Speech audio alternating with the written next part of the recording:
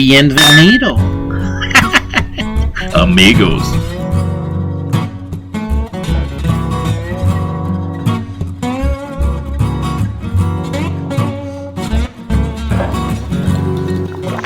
I'm taking as much This is the proof. Look, Yeah. Check. I did a video on this the other day. No, I don't. Keep going. Yeah. And we're gonna use some of this video. I'm gonna mix this into the other because this is real talk. This is what videos are made of. So the other day I made a video on this, on just the Garrison brother. I was talking about Texas whiskeys. I'd done TX whiskey, TX bourbon, and then I went on to this. Over here. I think I saw it. And that's delicious. That TX bourbon and the TX whiskey. So, but since I got into those and I thought, hell, they were really good, I was going to go ahead and do a video on this. So I did. And since then, look at it. Yeah, it's... We had some of that the other night. I mean, Yeah. you know, just Arturo, me, you, and that's just a couple glasses here and there. But that's how good that is, Yeah. and it made my third place. Yeah. My least favorite out of these three. What did the Eagle Rare rank again for you, number 2? Number 2, yep. Yeah, that was... Yep, Yeah. yep, it sure did. Yeah. And then my 107 up front there. Yeah. So That's... Yeah, that 107... Yeah, that made my... I believe that made my... Yeah, that was... Excuse me, that was my number 2, and... Yeah. yep. And then Eagle Rare came in at the end, and you love Eagle Rare. Yeah, that, I will say that Weller, that Red Weller, that was, the Red Label Weller, that was good. It is good. Yeah, so yeah. That's really good stuff. Yeah, it just paired next to these two is just one of those, just like, I like this one a little bit more. The Eagle Rare, how about that? Yeah, Wow, that is good though. That's smooth. yeah. Yeah, I think I ended up having, I was having a cigar with that when I had that one. And that one I was sitting out in the, we were sitting out on Jenny and Doug's patio and just, I had a cigar, just one cigar, was not Yeah. really, not even really heavily, you know. Yeah. Just basically just chewing on the thing while it was lit and not heavily, but it was, but those two paired really. Down there in Doug's porch, first place I ever had scotch. He gave me some scotch. I said, you know, I've never really been into it. I tried some. It tasted like burnt rubber to me. And then That's the one I got off of it because he shared some of the who's that actor that plays the real tough guy in Parks and Rec. Ron. Yeah, Ron Swanson. Whatever the actor's name is, he has his own version of scotch from one of the big scotch places out there over there. I tried some of that, and it's like, and I immediately was like, it was one of those kind of like with that number, weirdly enough, that number 3 where I took a sip of it. I'm like, can't even go for a second sip. It was a little too rubbery, but it was. But I respect what they do over there. It's just one of those like. It's neat what they do with the peats and all that. I mean, and there's a certain amount of enjoyment you can have from them when you get one that you really like, and you're on that with a good cigar or something like that. And that's what I had. We were dipping our cigars a little bit and smoking them along with the scotch, and it was okay, but it's still, scotch has not been my cup of tea. It's maybe something I could get into later, but it's not my thing. I've always been in love with the bourbon. Yeah.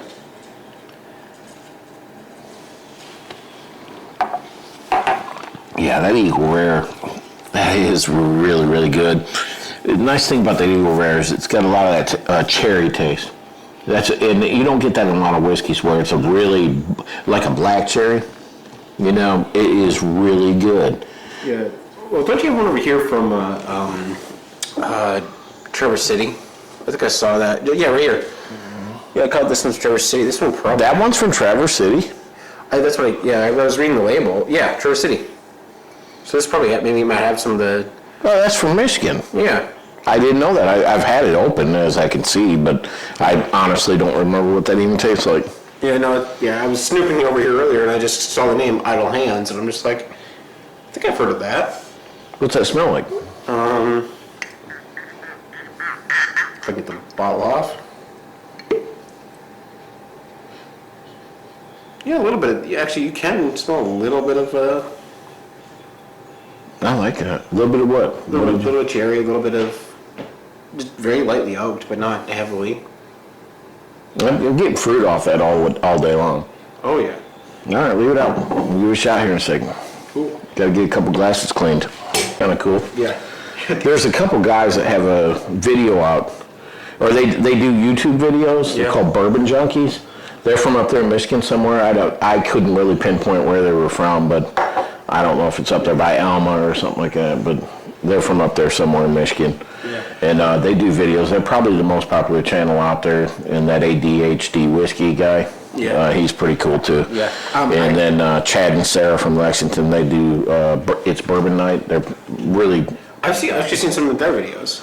Oh, they do wonderful videos. There's a group called I can't remember what they call it, but there's a group along the same lines that's part of the group that I end up hanging out online with a lot. That they do they're part of the group, and I know this they do a big New Year's stream where they do kind of like everyone gets like a slot for about an hour, and it's an hour, but it's like on the half hour, so you do, in the middle of your stream is one of the New Year's things, and they bring in the New Year, it's the whole thing, they, take 2 or 3 minutes to bring in the New Year with that time zone. Yeah.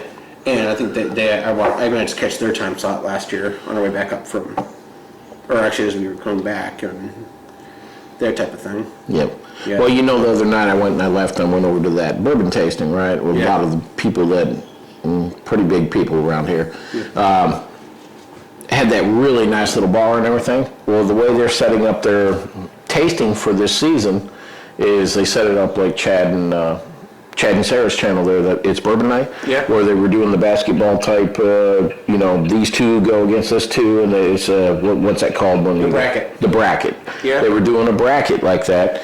Well, these people, they said they saw it online, and I was thinking, I know who they're talking about, where they saw it online. They saw it on their channel. And they're out of Lexington up here, but they got a wonderful little channel, and you can tell they've got experience on editing videos, and it works out really nice, and I really enjoyed it. In fact, ADHD, Bourbon Junkies, and it's Bourbon Night are inspirations why I started doing this. Right. So, I enjoy doing this. I don't have any delusions that I'm anywhere to the level of their talent or something like that, but I enjoy whiskey, and I'm 50 years old. I've been drinking whiskey since I was 20 years old, and I've been through a bunch of different whiskeys. I try them. I have a job where I'm gone for a very long time, so I don't drink the whole entire time, and then when I come home, I got some time to drink, and that's how I do it. Right. So you say this one's from Traverse City. It's Idle Hands 13. I'm going to have to throw the glasses on there because your old uncle can't see crap no more. 96 proof. 5-year-old, so it's got an age statement, okay? 5 years, straight bourbon whiskey. It's not a rye. I don't see a mash bill on there, but we're going to look. I thought it was 13 barrels. 13 barrels is what they group this, so this is a small batch is what the word I'm looking for. Small batch bourbon, yeah. Yeah. So it's a small batch because it's 13 barrels, Idle Hands, 5 years though. That's a pretty good age statement on it. I like that. 5 years is a good spot, man. Yeah, and that's at 96 proof. In the 4 to 5 year range is kind of what I like. Yep. I like in a bourbon is like as we did with the wine. Distilled in 2015, Traverse City, Michigan, like you said. Well, I didn't know that was a Michigan one. Well, me being originally born in Michigan, don't tell anyone. I like my Kentucky heritage. All right. Okay. Oh, there is the mash bill right there. I can hardly see it, but it is right here on the back. You read that for me. Read that. It's mash bill. 60% corn, 36% rye, 4% barley. Oh my goodness! Do you know what that is? What is that exactly? That is exactly the same as that Motorhead that we were drinking. Right here. Right here. That is the exact same mash bill as this. Yeah, and that's something I wouldn't doubt that they ain't batched from the same place, to be honest with you, but that is the exact same. I almost want to put those two together and try them, but for now, let's just dump us a little bit of that. Absolutely.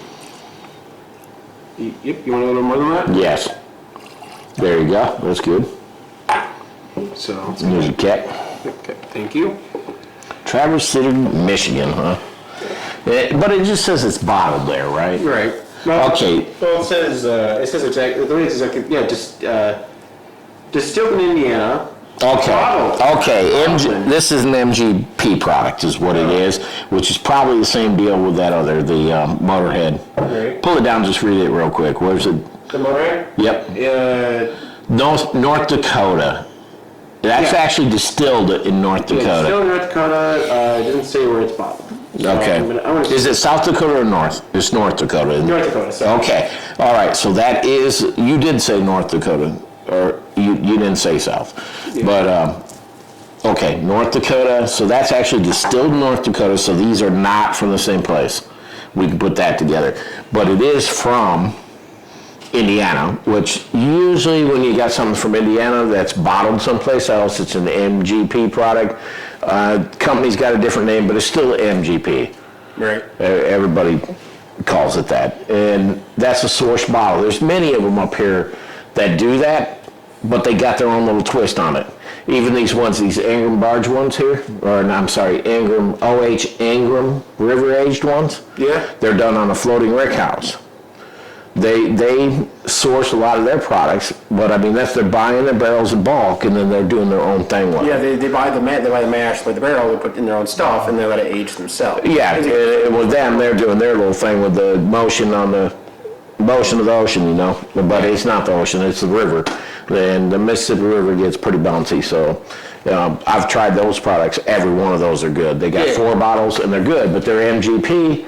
So is this one. So I guess what I'm trying to get at is MGP products are pretty damn good whiskey. Indiana distills a lot of very good barrels that go out to these different products, and we try them, and a lot of times you're drinking them, you don't know nothing about it. You don't know where they're coming from. So idle hands, huh? Idle hands. Idle hands. It's a nice bottle, nice display. It's got the wax on the top like Maker's Mark or even these old St. Nick's do. A lot of different places are doing the wax now.